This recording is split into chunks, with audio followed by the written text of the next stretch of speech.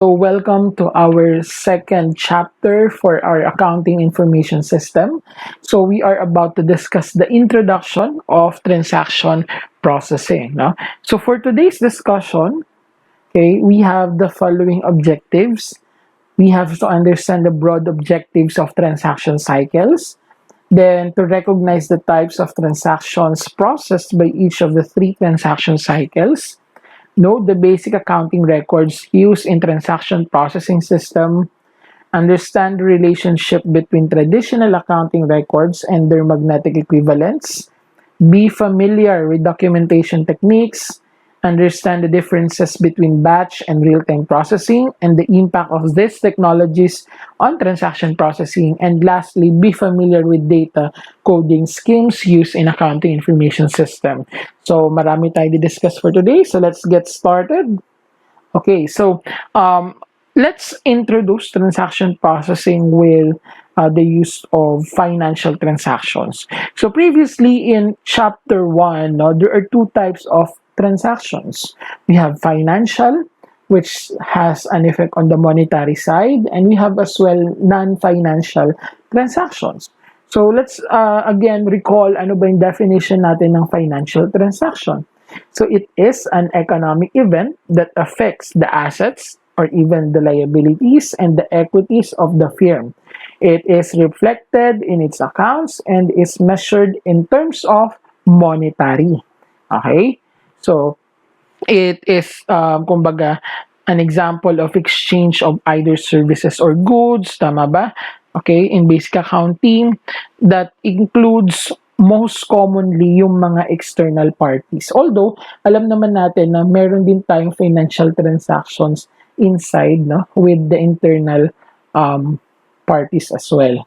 Now, in this particular financial transactions, no, it has similar types of transactions which are grouped together into three transaction cycles. So, pwede i-group natin yung mga financial transactions na yan into three different cycles. So, we have expenditure, conversion, as well as revenue cycles. So, ngayon pa lang, itong three cycles na to, it will be discussed thoroughly sa different chapters natin, no? So, I think it has around 4 to 5 chapters na mga susunod, no? But for today, these cycles will just be simply introduced to you. Okay, ngayon, pakinggan na natin. Ano ba yung mga cycles na to in an overview level? So, these cycles has two primary subsystems. So, unahin natin yung expenditure cycle. So, every business, no, begins its activities with either acquisition of goods or even materials, no, purchasing of assets or properties, no, and also labor in exchange for cash. Okay, so this is all about the expenditure cycle, how we spend the money that we have. Now, the two subsystems under this cycle are physical component, which are the acquisition of goods or even services, no, and also financial components, which includes the cash disbursement to the suppliers. So in this particular system, no, the major subsystems of expenditure cycles are technically extension of what will happen in this cycle, no? Yung acquisition of goods as well as cash disbursement. Eh sir, bakit dito wala yung payables? Kasi hindi na, when we talk about expenditure, is more on about the outflow of cash na titignan dito. Although in between, syempre may mga payables tayo, but the two major components will be the physical as well as the financial components. Okay? So, any questions about it?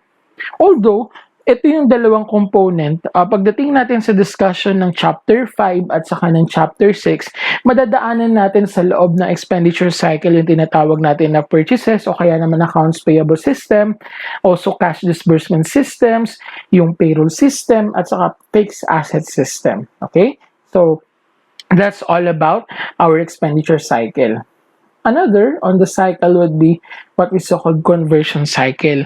So, pag sinabi natin conversion cycle in your cost accounting, di ba, it is already on the process of making a particular product, 'di ba? Kung manufacturing tayo, no, from the raw materials plus the labor, no, and even having already spending the factory overheads, no, then we are already having the production cycle. Now, sorry, conversion cycle. Now, under this conversion cycle, meron tayong two major subsystems, the production system and the cost accounting system. Kaya nabanggit ko kanina yung sa cost accounting ninyo. In the production system, it includes yung planning, scheduling, control of physical product through the manufacturing processes. Okay? So, another subsystem under conversion cycle is yung cost accounting naman, which monitors the flow of the cost information related to production. So, wag nilang isipin na itong conversion cycle ay ano lang ha, 'di ba, yung conversion cost lang na labor at saka factory overhead. It entails already all of the overall production system at saka yung cost accounting systems natin. And then lastly, we have also the revenue cycle na parang same lang with the expenditure cycle, that we have two subsystems. Now, under this revenue cycle, no, the firm had already sold its finished goods to the customers. Okay? So in this case, we are already about to receive the cash from the goods that we have. Okay, so we have the physical component, which is the sales order processing. So ipaprocess po yung order ni customer.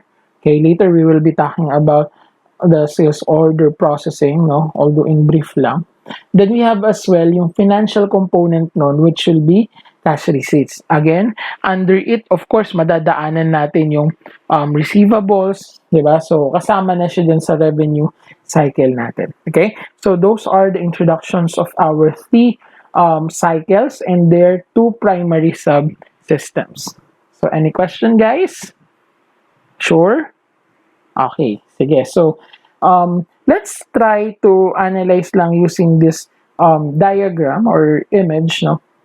The relationship between the three transaction cycles. Although kanina naman, kung mapapansin niyo parang process talaga yung from expenditure going to the revenue cycle. So everything, as mentioned a while ago, starts with the expenditure cycle. So we will spend our money in either the materials, the physical plant, the labor, okay?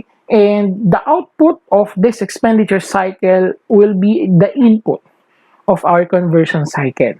So in the conversion cycle, we have the production itself at saka yung cost accounting. Now, after the conversion cycle, we have already the finished goods, and this finished goods will be sold. So dun naman papasok ngayon si revenue cycle.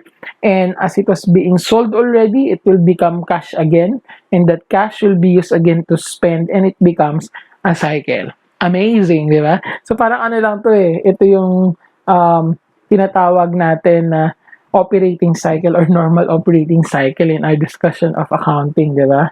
Okay? So, any questions about your transaction cycles? So, makikita pa natin yung detailed discussion nito, guys, pagdating ng various chapters natin. Okay? So, let's now proceed with next topic. So, next on the bucket is all about manual accounting records. So, hindi natin bibigyan ng malalim na details itong manual accounting records na to ha. Hindi tayo gagawa ng worksheet or whatsoever that you're thinking. No? We'll just try to introduce it because we're starting with the manual process before we proceed to computerized process so that you will know and you will understand ano ba yung connection ng manual doon sa computerized system. Okay? So, in the manual accounting process, diba, it is where we use papers, diba, yung worksheet, the physical notebook, journal notebook, the ledger. Okay? So, yan yung manual accounting records natin. And in this case, we will be talking about the manual accounting records, which includes number one, of course, everything in accounting will start in the source document, di ba? So the source document is the one which is used to capture and formalize transaction data needed for transaction processing. So yung mga resibo, di ba? Yung cheque, the memorandum, the credit memorandum, the debit memorandum, okay? And others pa na inyong naaalala about the source documents. Next, in the manual accounting record would be some sort of product documents. So, the result of transaction processing.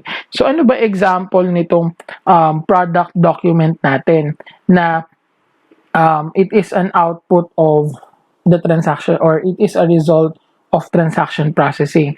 Example of which is, let's say, payroll check, okay, to an employee is considered already a product document. Bakit?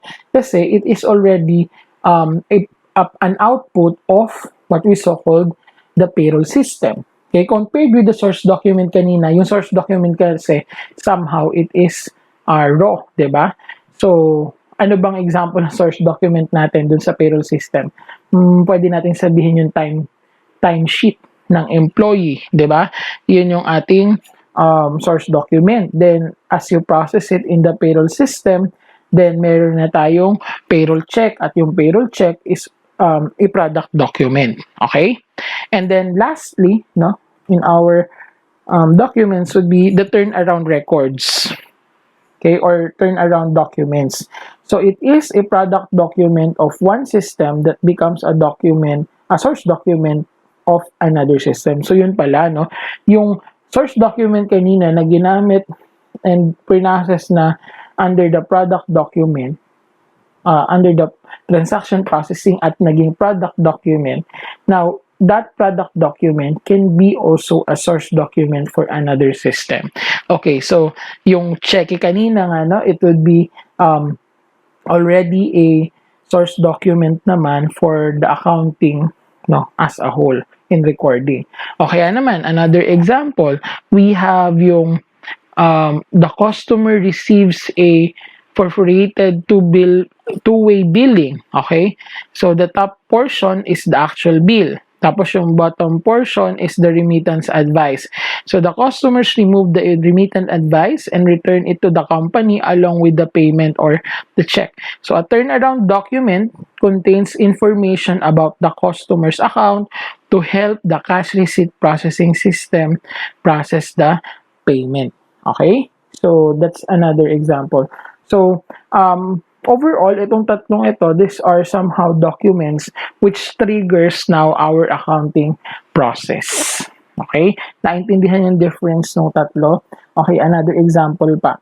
Let's say, for example, okay, bumili tayo ng, let's say, for example, bumili tayo ng machine. Okay? Anong source document natin doon? Of course, resibo. Okay, so yung resibo, no, ipaprocess na yan, babayaran na yan. So, nung binayaran, nakagawa tayo ng cheque. So, the checks, there is a paid check, no, na babayaran doon sa dealer ng machine. So, that's already, the check is considered already as a product document. Tapos, on the another system, yung turnaround document, a product document on one system. So, yung payment, yung check na yon, it would be an input naman doon sa payment system or cash disbursement system natin. Okay? So, babalikan lang natin, let's discuss some sort of the records that we use in our manual accounting system. Now, we have the journals, which are the book of original entry, which entails the record of chronological journal entries. Okay, so meron tayong dalawang types. We have the special journal, which is specific classes of transactions that occur in high frequency. So in your basic accounting, you have discussed maybe yung cash receipt journal, cash disbursement journal, di ba?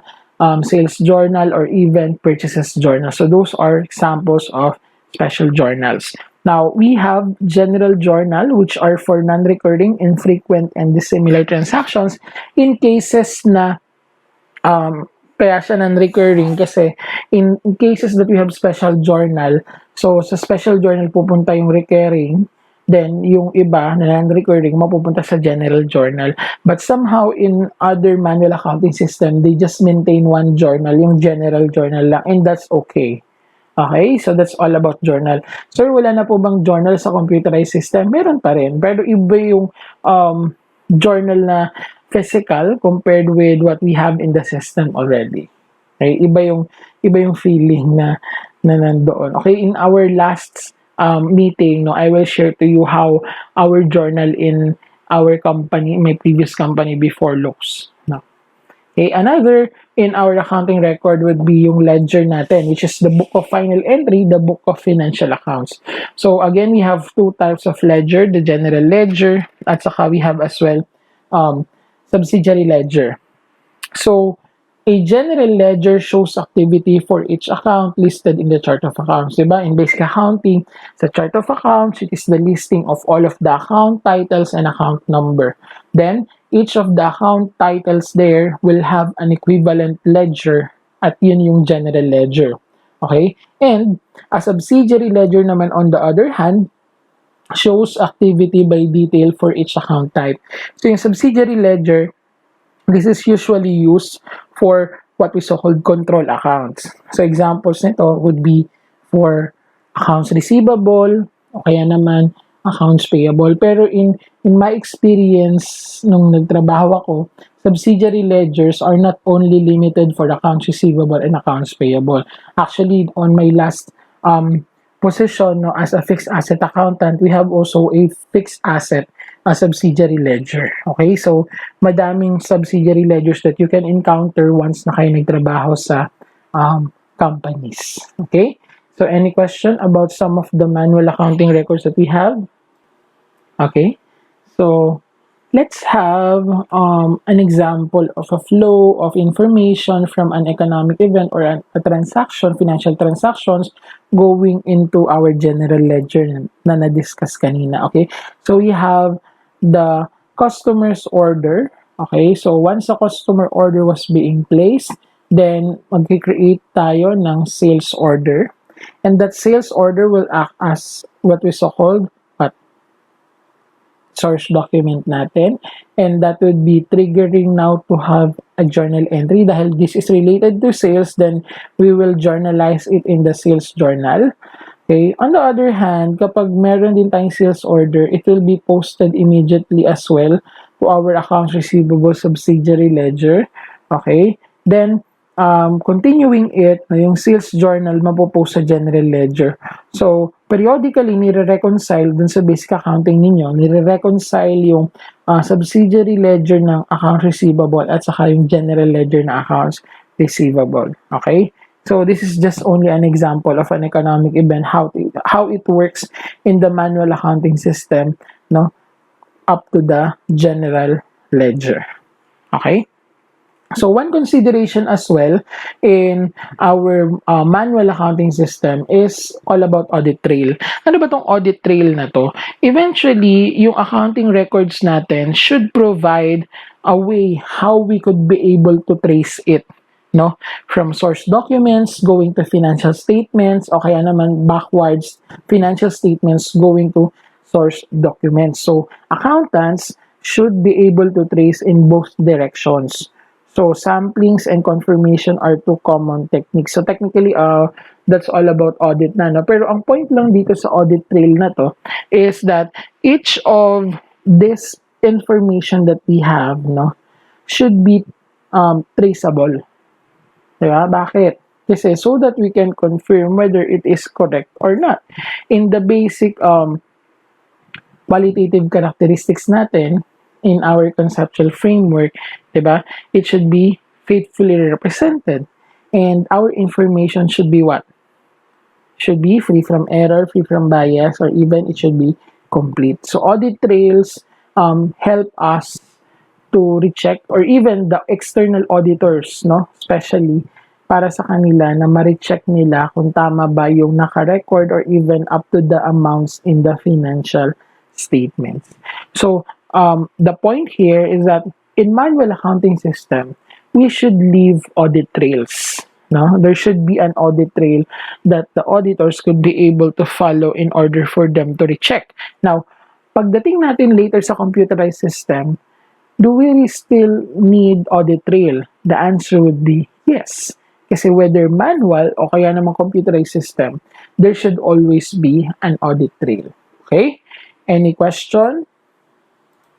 So for the meantime, we will leave the manual accounting system. Okay, ito lang yung base sa experience ko, no? Kailangan natin na alam ng isang employee ang manual accounting system because no, kahit meron na tayong computerized accounting system, okay, it will boils down still on the manual, no? Kung ano man yung nasa computerized natin, nanggaling din yan sa manual. At saka, ito rin, based on experience, no?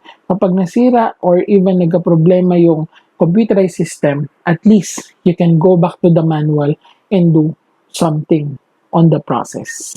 Okay? So ngayon, discuss na tayo about. Okay, so before we proceed pala, okay, this is just an example, tracing of audit trail, no, verifying account receivable. So, yung account receivable natin, control account, nasa general ledger, you can reconcile it on both the account receivable subsidiary ledgers, no, whether financial or even physical. So, kung physical ito, you can trace it back sa sales journal, di ba? Kanina on our previous slide, ang sales journal, okay, is the one na in-input natin sa control account. So, dapat parehas yung amounts nun. Okay, and even on the sales order, kasi yung sales order, yun naman yung pinanggalingan ng amounts going to the sales journal. Okay? And in terms of financial naman, titignan yung cash receipt journal kasi kung magkano yung na-receive. Okay, and then the deposit slip or even the remittance advice. So we have various ways how to trace, no, an audit trail for any account. Okay, pero hindi natin masyadong focusan yung audit trail kasi you will have auditing in the computerized environment in your higher years, and as well you have auditing pa na subject. So we are just mentioning some of it here so that you can understand that in a system, in an accounting information system, these audit trails are also important. Okay? Any questions? So, wala na. Ayan. So, ito na talaga. We will be transitioning now to our computer-based accounting system. Okay? Or computer-based system. Okay. So,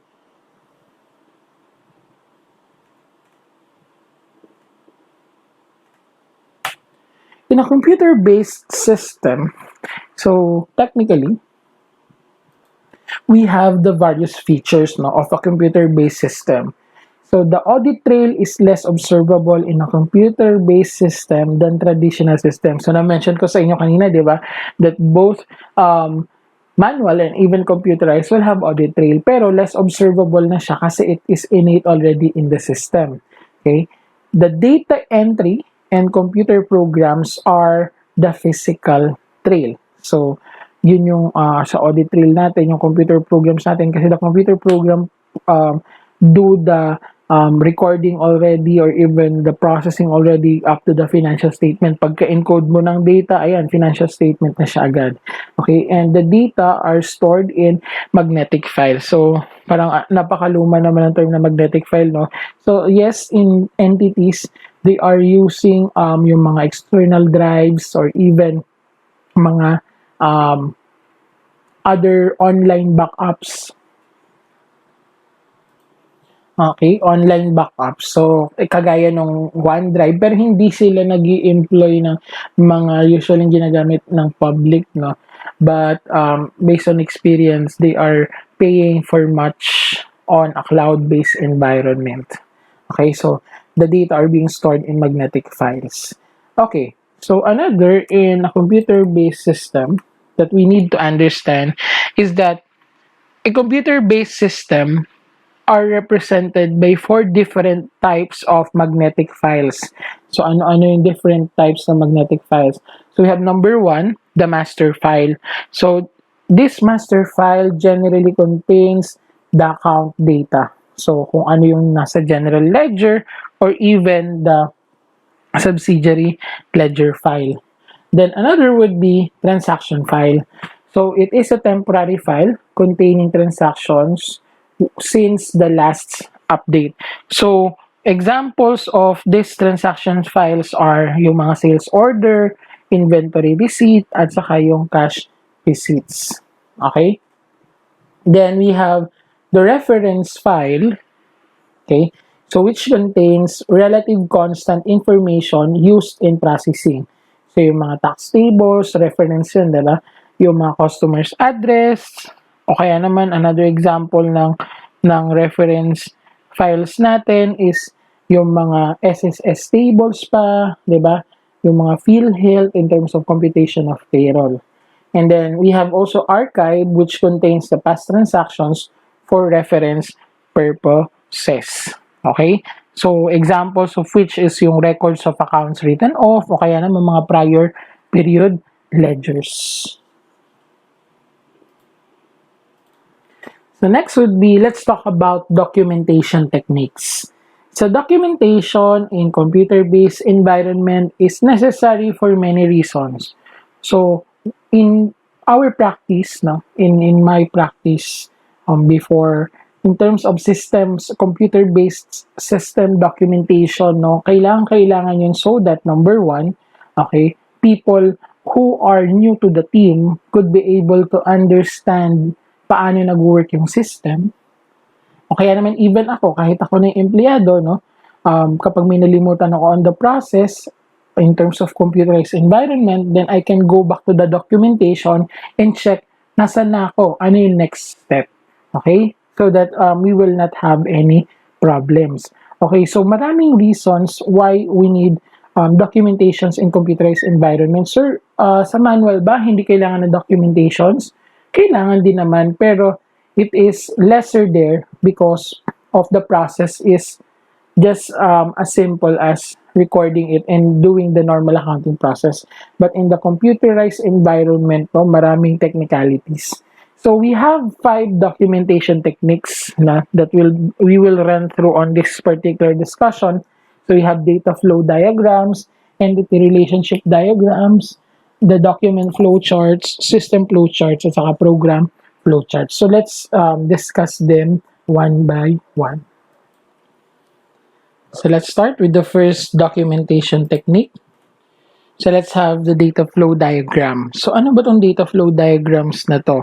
So data flow diagram uses symbols to represent entities, processes, data flows, and entities in a particular system. Okay? So it represents the logical elements of a system as well as it do not represent the physical system. So it's more on logical. So entities in a data flow diagram are external objects at the boundary of the system being molded. So they represent sources of and destination of data. Entities may be other interacting systems or function, or they may be external to the organizations. So yung mga entities na yan should always be labeled as nouns on the data flow diagrams. Data stores represents the accounting record used in each processes, and labeled arrows represents the data flows between processes, data stores, and the entities. So technically, itong mga data flow diagram symbols na to na nabanggit natin kanina, it represents the entities, the processes, the data flows, at saka data stores ng isang system. Okay? So systems analysts use data flow diagrams extensively to represent the logical elements in the system. Na-mention na yun kanina, and this technique does not depict the physical system. So in other words, itong data flow diagrams na to, itong mga example natin na to, shows what logical tasks are being done, but not how they are done or who or what is performing them. Okay? So bigyan natin ng example, data flow diagram does not show whether the sales approval process is separate physically from the billing process in compliance with internal control objectives. Okay, so these are just symbols representing yung mga nabanggit natin kanina. Okay, naintindihan ho ba itong data flow diagram natin? Okay, it's a logical element of a system. Okay, another would be entity relationship diagrams or ERD. So these are documentation techniques to represent the relationship between entities in a system. Ayan, relationship ng entity in the system. Okay, hindi siya kagaya ng data flow diagram na nire-represent niya lang kanina yung entity or process but not necessarily the relationship. Okay, so ayan, nandito na naman si Rhea, di ba? So you have the resources, events, and agents. Okay, the Rhea model version of the enterprise or entity relationship diagram is widely used in accounting information system. So yung tatlong entities under the Rhea model natin, the resources, yung events, and we have the agents. Okay? So under this entity relationship diagram, okay, so cardinality is one which reflects the normal business rules as a organizational policy. Okay, so under itong cardinalities na to, it is under yung entity relationship diagram which represents numerical mapping between entities. Bakit? Kasi when we talk about entity relationship diagram, it's talking about the relationship at itong cardinalities represents the relationship, the mapping, numerical mapping between entities. So, merong one-to-one relationship, merong one-to-many, at saka many-to-many. O, tanong, nasaan ka dyan? Okay? O, huwag kang ngumiti kasi wala ka niyan, di ba? Okay? So, here are examples of the entity relationship diagrams, okay, under cardinalities. Okay, so we have 1:1 relationship, no? Example, sa entity natin, we have one salesperson, okay, which is assigned to one car type. Okay, ngayon, kapag isang salesperson to many car type na yan, then that's already 1:many, no? Pero ngayon, 1:1 lang muna siya. Another example, no, yung 1:many naman, we have one customer and then it could place multiple orders. Okay, this is 1:many. Then we have multiple to multiple. We have many vendors which could supplies the many inventories. Okay, so that's one of the important thing that we need to understand in terms of the ERD system or ERD, no, which is the entity relationship diagrams. So the entities which are physical resources, okay, and the agents of it, no, we have the entity to entity relationship. Any question? Okay, so let's proceed with another example of documentation techniques. We have now system flowcharts. So ano ba tong system flowcharts na to? So system flowcharts illustrate relationship among processes and the documents that flows between them. It contains more detail than the data flow diagram. Yung data flow diagram natin kanina, remember it is what representing the entity, the processes, the output, and the storage. Okay, mas maraming detail kapag system flow chart. It clearly depicts separation of function in a particular system. Okay, so here are some examples of symbol set for representing a manual procedure. Okay, so itong medyo oblong, terminal showing costs or destination of the document and report. Okay, destination. Then we have here parang document. So this is source document. Ito nasa baba ng oblong. Okay, then we have here manual operations, files, accounting record, calculated batch, on-page connector, off-page connector, description processes, document flow line. Actually, this symbol sets na to are general one. Ngayon, if the entity may have different na itsura, then they can do so provided na yung kanilang gagamitin ng mga symbol sets are kumbaga discussed or even explain thoroughly doon sa kanilang documentation. Kasi mamaya, halimbawa, yung terminal or destination, pwede mong lagyan ng heart, no? Depende sa entity, no? Pero ito, these are general symbol set and representing manual procedures in a system flowchart. Okay? So ngayon, let's have an example of a system flowchart. Okay?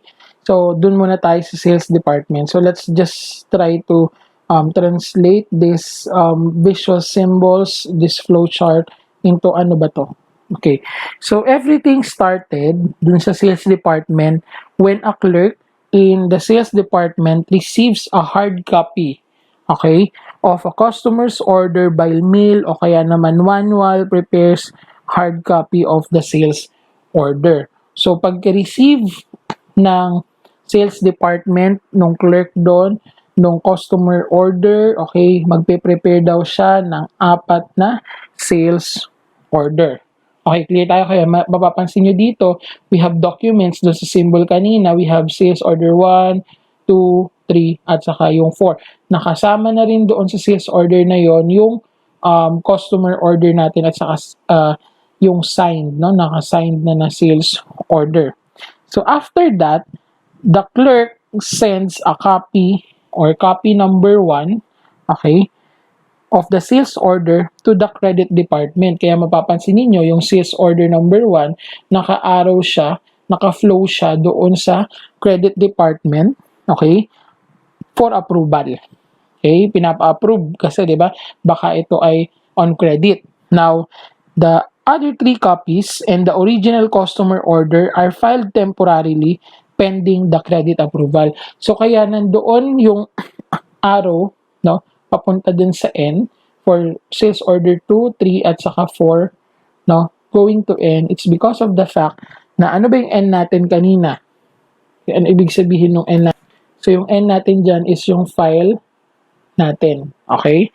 So, after that, now, the credit department, nandun na tayo sa credit department muna dahil nakapending pa yung mga orders natin or yung sales orders natin, the credit department clerk validates the customer's order against hard copy credit records kept in the credit department. So, out of the sales order, yung data doon, magkakaroon ng credit check, no, mula doon sa credit records natin. Ngayon, the clerk, if approved from the credit department, the clerk in the credit department will sign the copy 1 to signify the approval and returns that particular copy to the sales clerk. Kaya mapapansin niyo na signed yung sales order 1, bumalik siya doon kay sales clerk.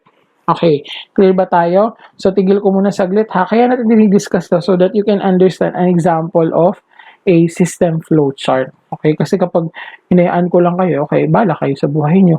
Actually, marami kayong may encounter na ganito pag kayo ay nasa companies. Na even actually pag punta nyo sa PUP, you can see some diagrams there, no?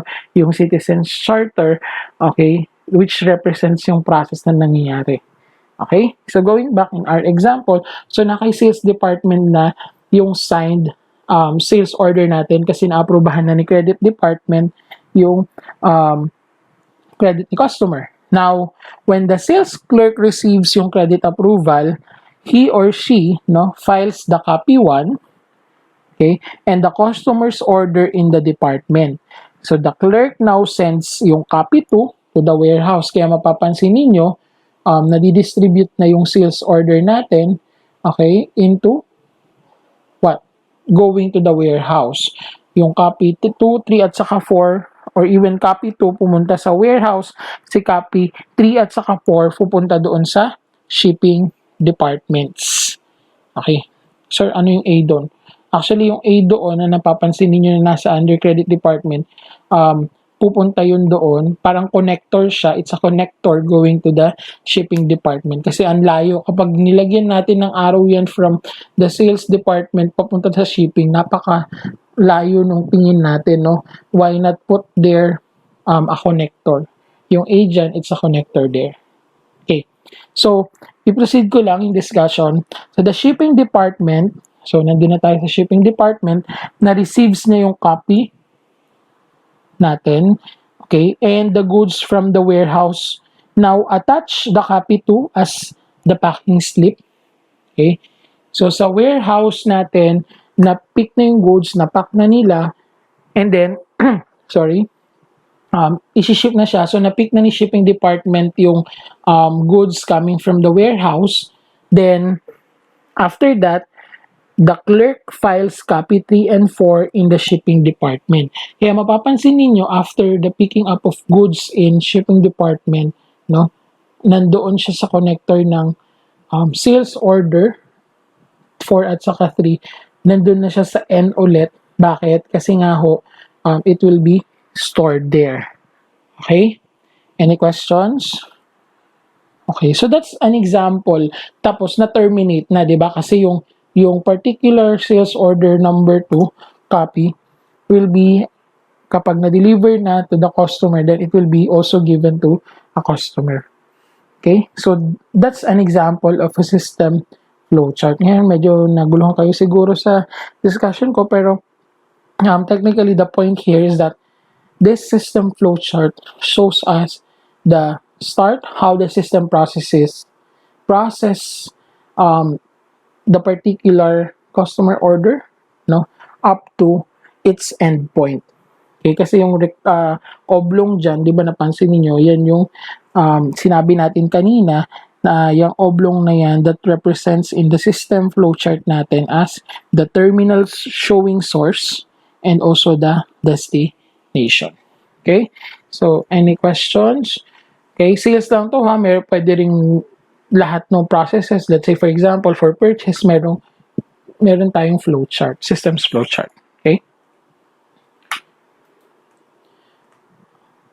Okay, another thing about system flowcharts that they are used to represent relationship between key elements, no? Yung input source, yung program, yung output product of the computer system. As you can see naman kanina, di ba? Tinignan natin yung relationship from the input mula sa customer up to the output, no? Up to the delivery natin. Also, it depicts the media being used, no? Paper, magnetic tape, okay? Magnetic disc at saka mga terminals. In practice, not much different between a document and a system flowchart. Okay, so these are symbol sets naman of, again, additional symbol sets. Now we have the hard copy, computerized process, direct access storage, magnetic tape. So actually, madadagdagan lang ito kasi nga, kanina we have already introduced some of the symbol sets kay natin. O, additional lang itong mga ito.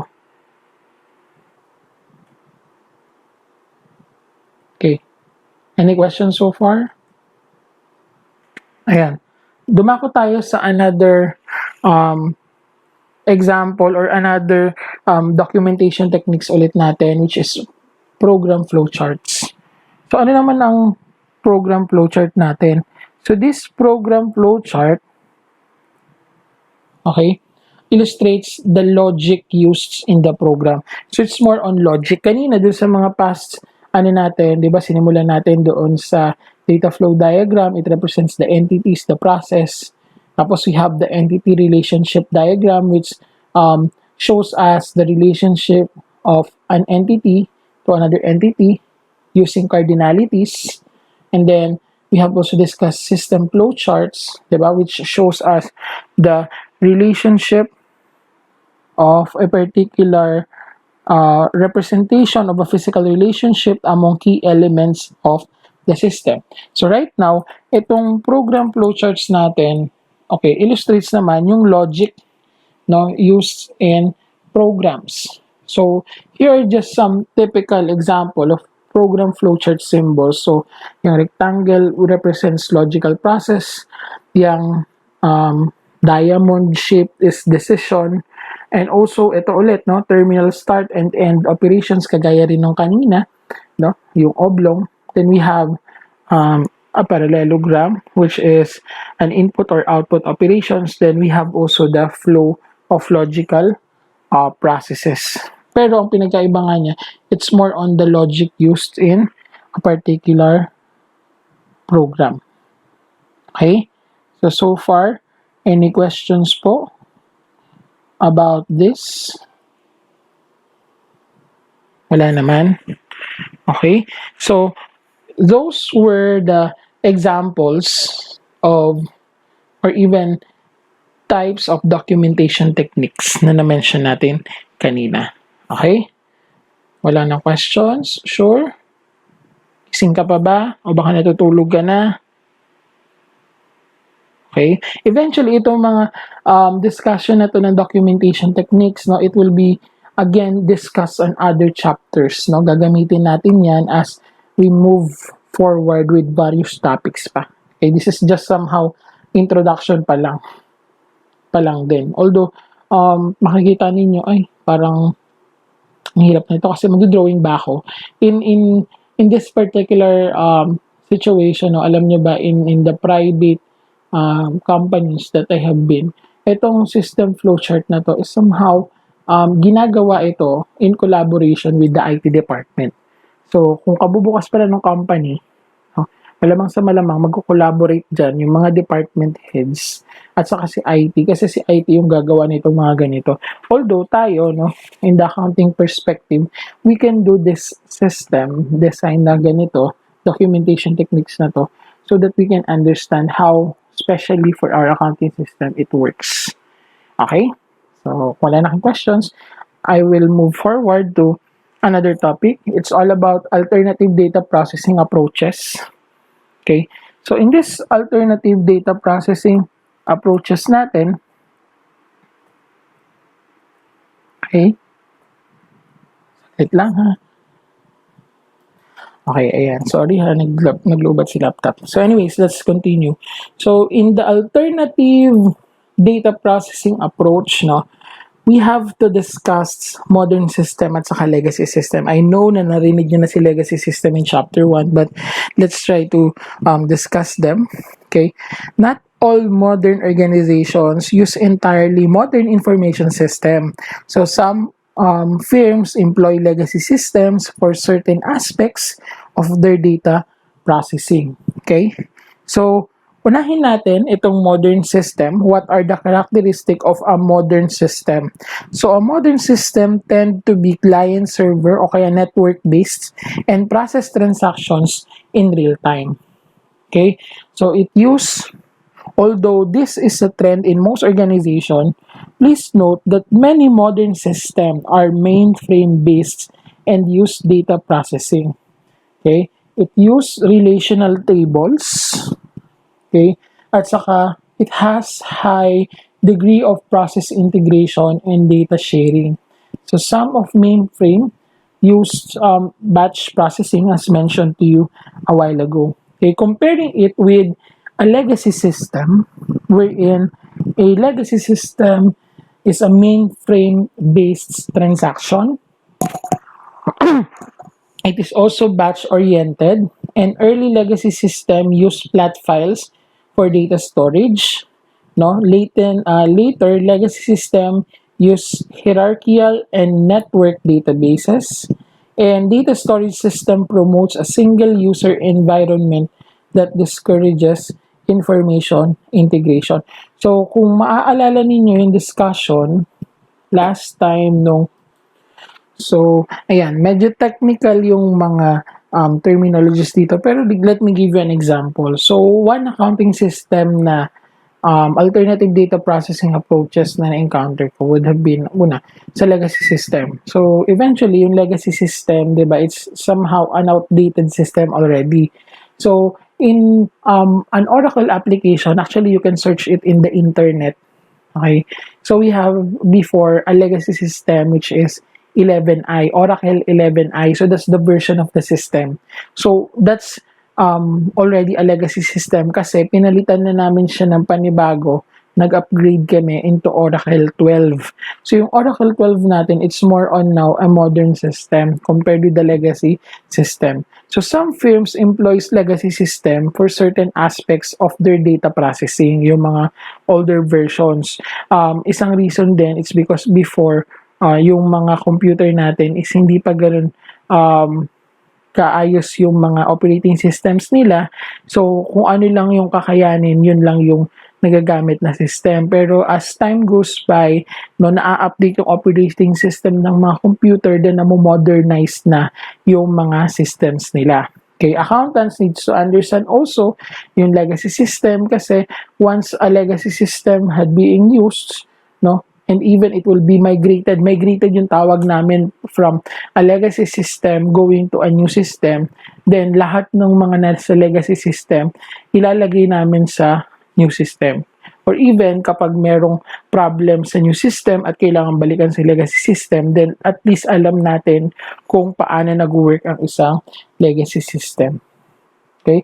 Pero most likely ngayon sa mga companies na, lalong-lalo na sa mga matagal nang nag-ooperate at mga bago rin system nila, they are already employing modern system which is client-server based and relational database tables na yung gamit nila.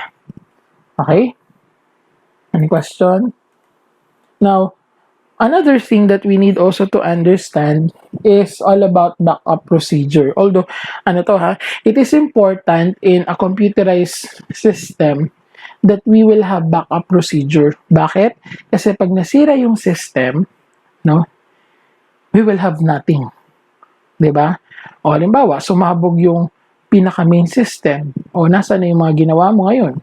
Diba? Compared it with the manual, okay, meron tayo mga backup documents. Diba? O kaya naman, meron tayong worksheet. We have the physical one. Although, may problema rin naman sa backup procedure sa manual. Hindi lang natin nabanggit kanina, diba? Pag nasunog, wala na. Diba? Pero, let's talk about the backup in a computerized environment. So, destructive updates leave no backup. Okay? So, kapag halimbawa, nasira yung system, diba? Kapag hindi maayos yung backup procedures mo, then most likely you will have a problem in terms of your data. Now, to preserve adequate records, backup procedure must be implemented as shown below. So, meron tayong master file being updated and is copied as backup. So, generally, in a computerized environment, no, we have yung pinaka-main natin na storage is the master file. So, yung main storage natin, which is the master file, should have been updated and copied to backup. So, parang gumagawa tayo ng another master file, pero siya si backup, hindi siya real-time. Ang nangyayari dyan, kapag halimbawa, gumawa tayo ng, let's say, for example, nag-accounting record tayo sa computer natin, accounting information system natin, okay, nakapag-input tayo. And then, didiretso agad yung data sa master file natin. And then, at some certain point in time, no, pupunta siya going to backup. Pero hindi in real time. Usually, it would take, let's say, a time lag na 1 day depending upon the entity, no, kung paano nila time lag. Based on my experience, ang ginagawa dun ng mga IT namin is that we have at least every 2 days mula dun sa master file, ina-update siya going to the backup master file. Okay, so depende yun sa entity. Merong daily, pwedeng after the end of the day, pupunta agad siya sa backup, lalo na kung medyo sensitive yung mga data at madaling masira yung system. Okay, so take note lang that the master file, as remembered kanina, includes all of the records natin, should be updated and copied to the backup. Okay, and a recovery program uses the backup to create and pre-update version of the master file. Important yan guys, lalo na kapag yung system natin is hindi reliable. Okay? So, we have a diagram here, no, just showing it, no. So, yung from the transaction, no, ma-update, pupunta yung information ng transaction na yun going to our master file. And then the master file will be updated using what is called a backup program. Then we have a backup master. Tapos nag-recovery program, then we have going back again to the master file. So, nagagamit lang yung recovery program kapag nasira na yung master file. Okay? So, kaya siya bumabalik sa master file. It's because, syempre, nawala yung master, di ba? So, kukunin natin yung data mula sa backup. So, out of the backup, marirecover mo yon, ibabalik mo kung ano man yung na-backup natin na data going to the master file. No? At sana, updated lahat. Okay? Parang sa isang company niyan, para kang nanakawan kapag nasira even yung backup file mo. Eventually, ito, one of my work before is actually recovering data. Bakit? Ano nangyari? Hindi maayos yung pagkaka-backup.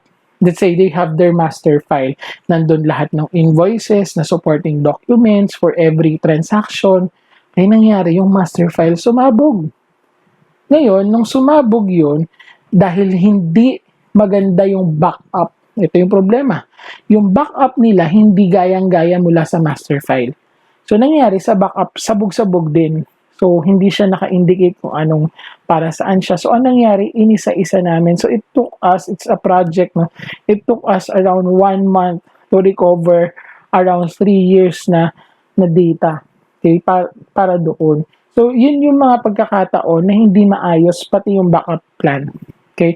So, take note, pag kayo nasa business, usually naman pag large entities na yan, medyo planchado na yung kanilang backup procedures. However, if you're going to be in a company wherein it just had started, then make sure na yung master file at the same time backup and recovery plan are properly in place. Okay? Any question? Parang, singit ko lang, parang computer ko lang yan, di ba? Pag hindi na-update yung inyong hard drive, yung inyong online drive, di ba? So, at tapos hindi mo na i-back up yung mga important files mo, mawawala. So, ganun din yung mangyari sa isang entity. Okay? Now, going back again to some alternative systems or even classes of systems. So, we have batch system at saka real-time system. So, ngayon, let's try to understand what's the difference between a real-time system at saka yung batch system. Okay? So, let's start with batch processing system.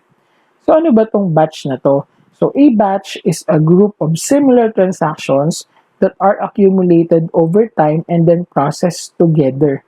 So, similar transactions, madami sila din accumulated and processed together.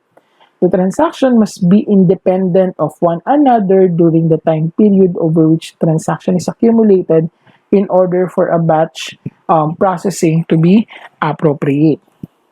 Then a time lag, may time lag na nag-exist in batch processing, okay, between the event as well as the processing. So, sir, why is there a need for them to use batch processing?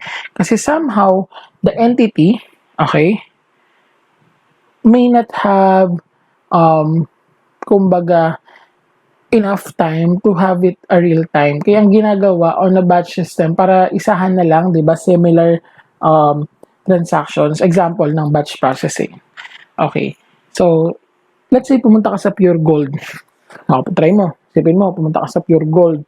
Diba? There are so many customers who buys simultaneously. Diba? So, resibo rito, resibo doon. Diba? Napakadami natin sales receipts. Isipin nyo na lang, kung yung mga sales receipts na yun, no, i-record agad sa ating accounting record. Is it possible? Yan tanong ko sa inyo. So that's how we see a batch processing. Wherein, let's say for a day, no, at the end of the day, they will have their record, no, similar transactions, sale. Pagsasama-samahin lahat ng record ni cashier 1 up to cashier 10, for example. Okay? So, yung total nun, yun na lang i-record as sales.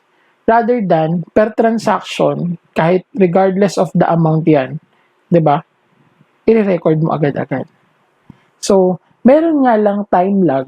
It's because of the fact na, syempre, from the time that they started up to the closing time, maybe pa nga the following day pa marirecord yun eh, diba? Okay, so it exists because nga of the fact that we are waiting for all of those similar transactions to be accumulated first. Okay? Even sa payroll, pag nagpasahod, pag nakapagtrabaho yung isa, hindi mo naman siya babayaran ng iba, process lahat, di ba? Pag gumawa ka ng cheque, para sa cheque yun ng buong payroll, sayang yung cheque. Okay? Nagets natin yon. So, in a batch processing system, so you have various steps to consider. No? Number one, we have what is called keystroke. So, ano ba itong keystroke na to? So, keystroke is a source document which are transcribed by clerk to a magnetic tape for processing later. So, kagaya ng example ko kanina, di ba?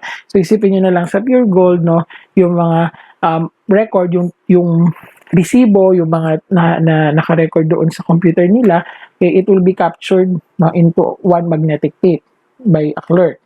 Then now, edit run. So, it identifies clerical error in the batch and places them into an error file. So, titignan niya kung may something na erroneous ba doon kasi kapag nagkaroon ng error, then at niran yung batch, then it will not proceed. Okay? Then, sort run, it places the transaction file in the same order as the master file using a primary key. Okay? Next would be update run.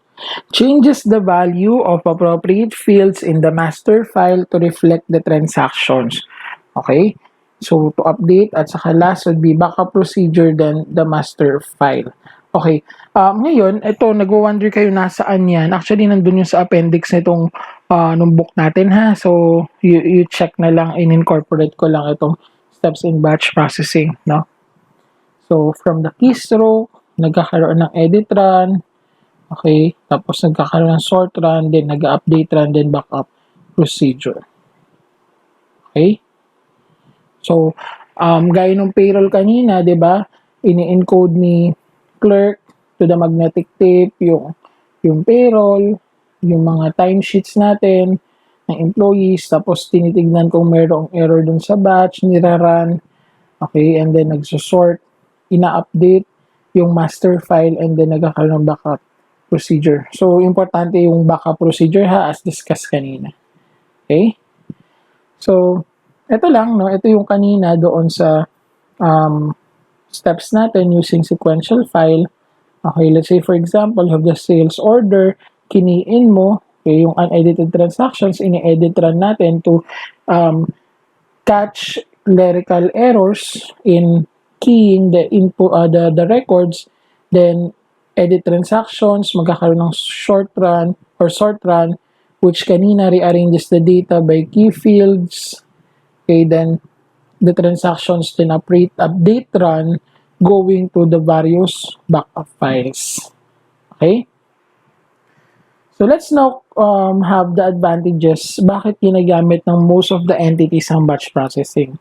So organizations can increase efficiency by grouping large number of transactions into batches rather than processing each event separately. So kagaya kanina dun sa isipin nyo na lang, no, pagkabili ng isang customer, bumili lang ng isang sabon, okay, 10 piso for example, okay, pumunta pa ng Pure Gold, tapos tatakbo yung cashier, pupunta sa accounting, i-record yun, ay naku, ang trabaho, di ba? Okay, so it increases efficiency. Now, batch processing provides control over transaction process via control figures. Actually, they can check. Bakit? Kasi once it is key in, okay, dahil meron pa yun sa system, pwede kang mag-generate ng overall record nung cashier doon sa example ko kanina, then you can check it kung tama ba yung na-input mo doon sa batch record mo compared it with the total of the batch. Okay, pwede mo kasi halimbawa, mayroon kang system na mag-check ng 10 cashier doon. Pag inad mo lahat, ito dapat yung amount. Okay? Pag sinagsama-sama yung mga resibo, then ganito rin dapat yung amount. Dapat equal. So, there is a higher control in batch processing. Okay? Any questions about batch processing? So, nag-stick na ako sa Pure Gold ha, pero marami pang examples ng batch processing aside from those sales. Okay, even purchases. Diba? Pwedeng sabay-sabay yan na day, then you can record it at one time batch din. Okay? Sa bangko rin, no, may mga batch processing din na nagaganap. Okay, kung similar yung transactions nila, antayin nila, then i-batch nila yun. Yung mga regarding withholding taxes, o kaya yung mga payroll ng mula doon sa mga companies, okay, isahan niyo yun, batch processing yun. Okay? So next, let's proceed with another class of the computerized system, we have the real-time system.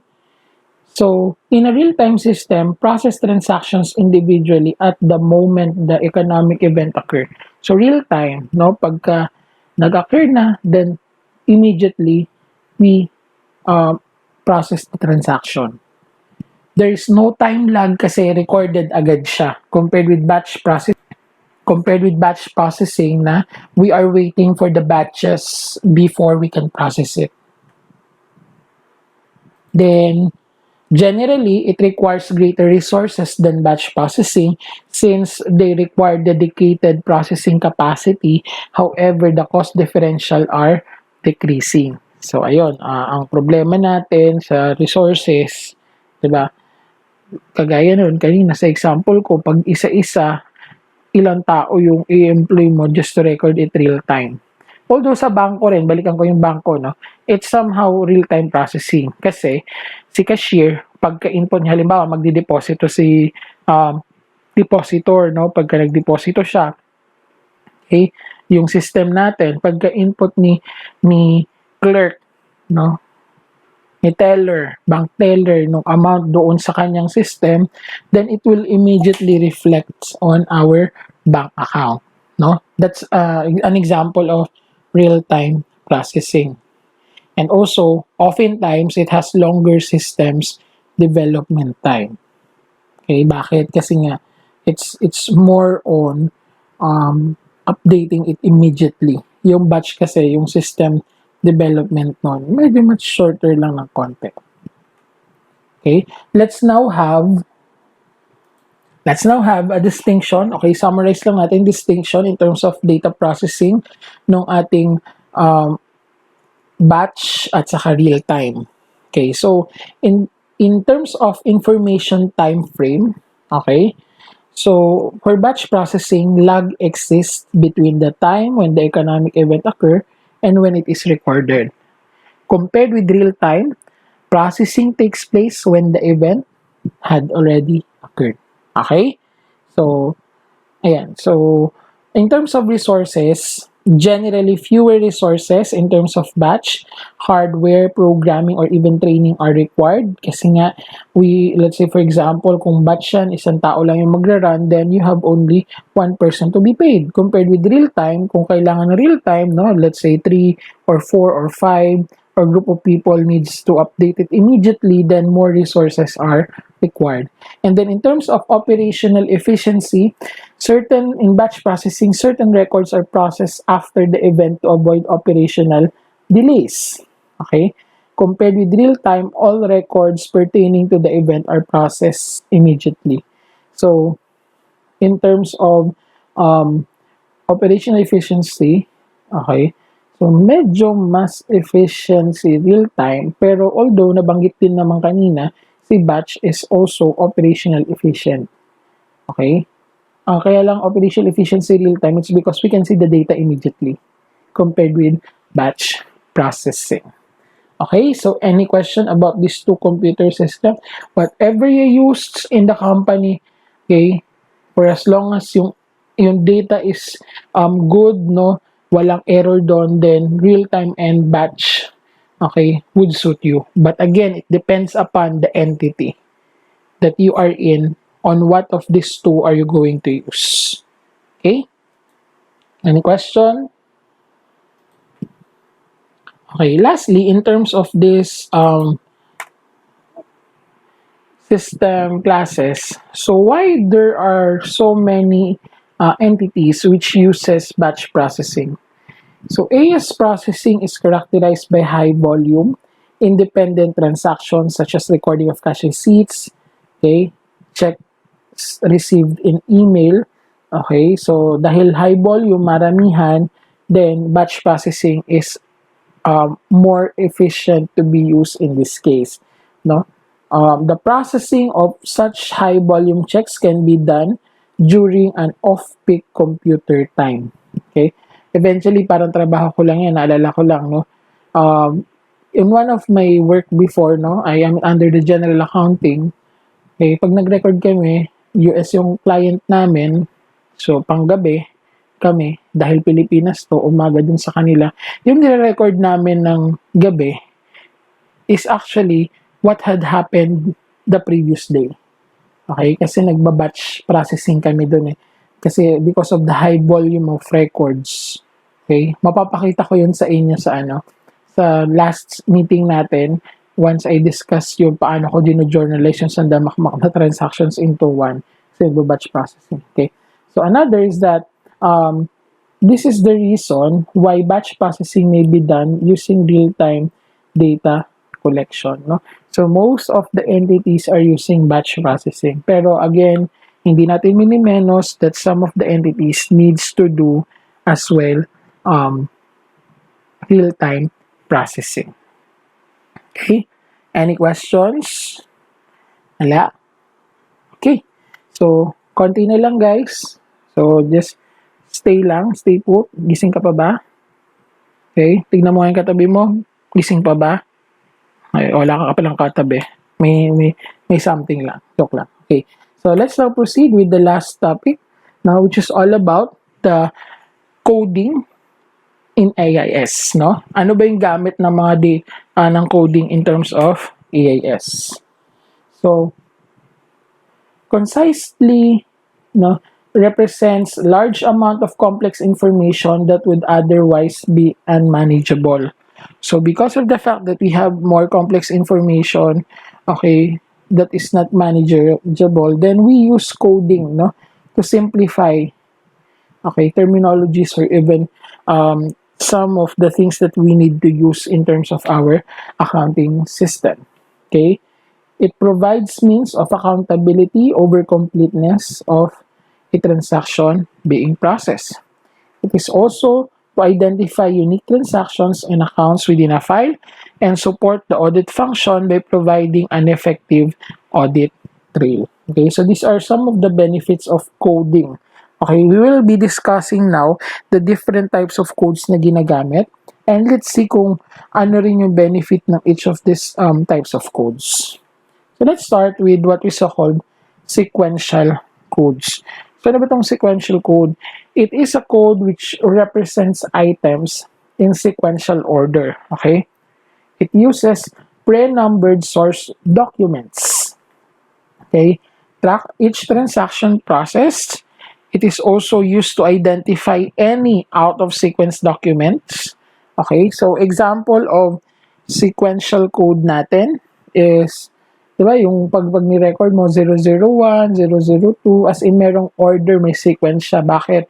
Kasi nga, once that this particular codes may nawawala, ibig sabihin, maybe you haven't recorded another thing. O kaya, example, check guys. No, actually, naka-sequential code yun. Yung check natin. Pag meron tayong hindi nakita doon, ano to, outstanding check pa to, stole check, kaya naman, baka undelivered, titignan mo, no? So, there is something that happens there, okay, in the particular document. It is important in the system, okay, so that you can see also in your record, in the system, no, ano ba to? Ano ba yung kulang? Saan ba ako nagkulang? Okay. Baka may sumobra. Okay. May fraudulent ba na naganap dito? Kasi dumoble yung number or what? Okay. However, okay, we have various disadvantages as to the usage of sequential code. So we have various disadvantages naman. So we have, okay, yung arbitrary information. So usually sequential codes carry no information content beyond their order in the sequence. So example nito is a sequential code assigned to an inventory, no, tells nothing about attributes of an item, maybe a size, the material, the warehouse. Okay, so parang ano lang siya, it's just simply a number. It doesn't tell anything about that item. Okay? Another, no, na disadvantage niya is that sequential coding schemes are difficult to change. Okay? So, inserting a new item at some midpoint requires renumbering. Tama nga naman. Pag nalagyan mo na ng sequence yung iba, tapos may nalimutan ka, okay? Ano, ilalagay mo ba sa dulo? It should not be, di ba? Dapat nandun siya sa kasunod nung kung ano man yung kasunod niya supposed to be. So, magre-rearrange ka. Okay? So, those are just some examples of disadvantages of sequential code. Pero kanina nabanggit naman natin that in a sequential code, no, you can track each transaction being processed. Some of the advantages you can reconcile your record over that pre-numbered sequential codes. Okay? Any questions? Next is that we have block codes. Okay? Ano ba to? A block code represents whole classes by assigning each class a specific range within a coding scheme. Okay? It is used for chart of accounts, the basis of the general ledger. Also, it allows for the easy insertion of new codes within the block. Don't have to reorganize the coding structure. Okay, so let's give an example of the block code. Sa banggit kanina, the chart of accounts, no? So, limbawa, sa chart of accounts natin, in the arrangement, di ba, we have asset, liabilities, the equity, then the income accounts, then the expenses. So, let's say, for example, si asset, okay, number 1, yun yung block code niya. So, lahat ng number 1 yung simula, big sabihin, they are all assets. Number 2, lahat nung may starting number na number 2, lahat yun liabilities. Number 3, equity. Number 4, income. Then number 5, expenses. Okay? So, ayan. Tapos yung mga kasunod na number, pwedeng kung ano man na sequence codes na yun. Basta yung unang number, it represents the block codes. Okay? So, allows easy insertion. Okay? Kasi, kapag nag-edit ka, halimbawa, 110, yung cash mo, 120, account receivable, tapos may nalimutan ka, okay? Even though seeing the block codes, 1 pa rin. Kaso yung mga kasunod na number, doon na magkakaroon ng problem. So in the blocking coding system, so it allows insertion of new codes. Kasi nga the block codes are the same per specific range. Now, some of the disadvantages of these block codes that it's again an arbitrary information. So as with the sequential code, the information content of the block code is not really apparent. So for example, yung account number natin is, let's say for example, 121, which is an asset supposed to be, means nothing until matched against the chart of accounts, which identifies, as an asset. Diba? So, kumbaga, parang useless na daw yung information. Although, it makes sense if it is a chart of account. Pero kapag binagsak mo lang basta-basta doon, okay, 121, ano yan? Okay, so, ayan. So, that's the disadvantage. Pero, marami naman siyang advantage, diba? In a specific use. Okay, any questions? Next, we have group codes. So, a group code naman represent complex items or events involving 2 or more pieces of data using fields with specific meaning. Okay, example of this coding scheme for tracking of sales. Let's say, for example, okay, might be 0409 for blah, blah, blah. Okay, ito na sa screen ninyo. So, yung first 2 numbers represents kung anong store number. Tapos, yung 09 represents the department number. Then, yung 47621, that's an item number. Then, yung 99, that's a salesperson. Medyo, sorry, nagulo yung sa screen na number. Now, okay, so it has a meaning per particular item. So, as an advantage of this group code, it facilitates the representation of large amount of diverse data. Okay? Another is that the group code allows complex data structure to be represented in hierarchical form that is logical and more easily remembered by humans. Diba? Logical to kasi each of the number represents something in the coding scheme. Kung ano ba yan. Okay, and also it permits detailed analysis and reporting both within the item class and across different classes of items.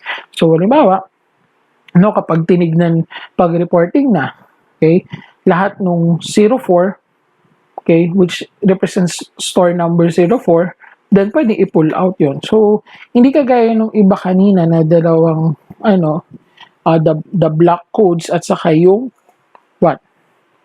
Block codes at saka sequential codes na kapag, wala nang ibang representation, okay, wala nang ibang meaning, then, okay, the group codes as well has its own meaning okay, per coding scheme. Pero, okay, it is also an arbitrary information in general, no, as a disadvantage. Bakit? Kasi, the primary disadvantage of coding is that it results from the success as a classification tool. Because group codes can effectively present diverse information, they tend to be overused. Ayun, na-overused din siya. Okay? This can lead to unnecessary complex information that cannot be easily interpreted. Ayun. Kaya siya naging arbitrary din kasi somehow, if some that doesn't know yung sequencing natin doon sa group codes, then it will doesn't make any sense at all. Okay? Pero na-overuse nga siya as per increasing storage cost at saka nagpo-promote siya ng some clerical error and increased processing time and effort dahil nga dun sa mga combination natin in the group codes. Okay, any question? Next will be, we have the alphabetic codes. So it used for many of the same purposes as numeric codes. Okay, but we use alphabetic characters, may be assigned sequentially or may be used in block or even group coding techniques. So it can be assigned na, ayan. It may be used to represent large number of items, which can be represents up to 26 variation per field kasi we have either 26 letters na pwede nating gamitin, no, from A to Z. Now, also another advantage of this alphabetic codes is that using alphabetic characters, it increases the number of possible blocks na ayun nga, 26. Furthermore, two-digit sequential portion of the code has the capacity of more items. So let's say for example, gusto mong isa lang, okay, A to Z lang, you have 26 variation. Pero kapag let's say for example, A to, mas marami siya kasi compared dun sa 1 to 0 natin na, 1 to 9 or even plus 0. So 10 numeric codes natin compared dito sa 26 alphabets natin, 'di ba? So pag sinequence mo siya na A, B, C, D, E, F, G, tapos iba-iba pa kung ilan gusto mo, let's say 5 combinations, then it has so many combination or variation. On the other hand, disadvantage nga lang nitong alphabetic code na to is that one, as with numeric codes, there is difficulty in rationalizing the meaning. So, arbitrary ulit, no? Ano to? A, B na to. Wala naman siyang, sa akin, sa alphabet. 'Di ba? Wala naman siyang meaning kung ganun lang siya. Ano to? Blood type. Okay? Tapos, also, users tend to have difficulty sorting records that are coded alphabetically. Yeah. Kasi, limbawa, ilang combinations naduduling ka na sa letter compared with the particular number. Although, okay, maganda rin naman siya in some aspects, no? Pero bihira lang ang nagamit nitong alphabetic codes. So, pwede siyang alphanumeric combination of both the numbers and letters, then it will make sense. Actually, dagdag ko lang kanina, di ba, meron tayo nabanggit about doon sa block codes na ginagamit sa chart of accounts. Based on my experience, no, our chart of accounts is a combination of block codes at saka alphabetic codes. Halimbawa, A, no? A1. Okay, so yung A, asset. L, liabilities. C, capital. I, income. Then E, expenses. So, yun yung alphabetic. Tapos, yung kasunod na number nun, it represents a block code. Pag 1, Kasi let's say marami kaming cash accounts dati. Let's say we have 10 cash accounts. So lahat ng 1 na yon cash accounts. Lahat ng 2 receivable accounts. Lahat ng 3 inventory accounts. So it makes sense na pwede i-combine yung various types of codes natin, no? Either alphabetic at saka blocking codes or even sequential na din in some aspects. Okay? And finally, no, we have mnemonic codes. Okay? So, mnemonic codes are alphabetic characters used as abbreviations, acronyms, and other types of combination. Okay? Then, it do not require users to memorize the meaning since the code itself is informative and not arbitrary. So let's say for example in one pangalan nito, in one entity or one ano ba to, New York. It's one state in US, okay, NY. Okay? So as an advantage of mnemonic code, this mnemonic coding scheme does not require the user to memorize nga the meaning. Okay? Because it conveys higher degree of information.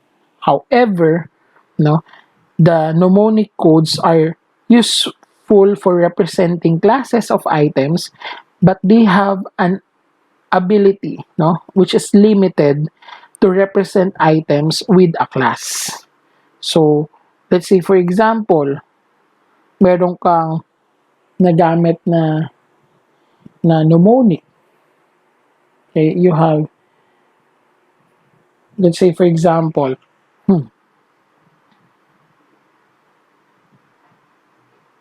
let's say for example, AR, accounts receivable ka. Tapos, in one aspect, no, may paggagamitan ka rin ng AR ulit. Okay? Anting receivable. Hindi, joke lang.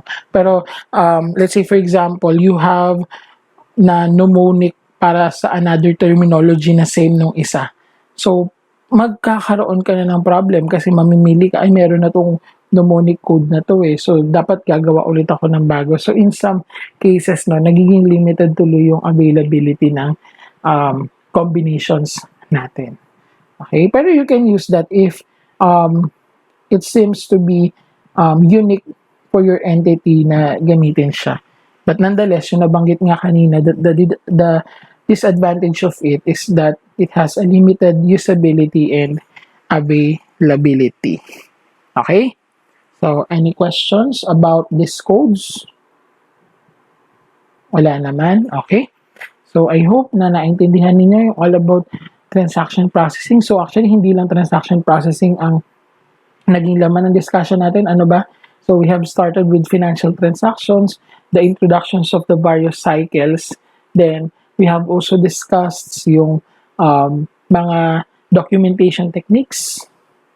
Okay? The computer system at saka manual systems then.